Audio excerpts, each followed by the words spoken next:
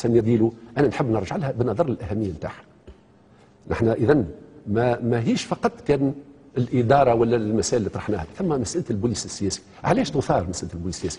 لان احنا الناس الكل يحكيوا اليوم يقولوا كنا في ديكتاتوريه. الديكتاتوريه شنو هي؟ الديكتاتوريه يا اما تكون في العسكر والا بوليسيه. احنا في تاريخ تونس ديكتاتوريه بوليسيه. البوليس السياسي هذا مش اي بوليس، مش نحكي على البوليس راهو اللي يشد في الجريمه والا في لاهي بالطرقات، وانما عندنا فصيل نتاع البوليس السياسي اللي هو لاهي يعس عليك اش تحكي واش تتكلم ومع شكون تحكي باش يقمع باش يمنع من حريتك. هذا ما الجهاز هذا مازال قايم. واذا كان نقول لي عندك شي ادله، حكى سمير على حالات نتاع تعذيب اكثر من هكا. البارح صفت سي محمد جمهور الكاتب العام الكاتب العام نتاع حزب العمل الوطني الديمقراطي، قال لي ايجي شوف معايا راهو البوليس السياسي قدام المقر اللي مازلنا كاكرينه.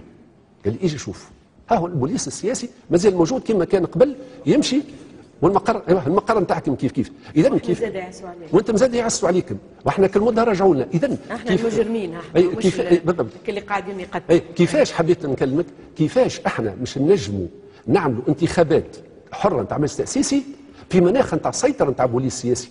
اول ركيزه من الركائز في الدكتاتوريه اللي يلزمها تتنحى هي البوليس السياسي.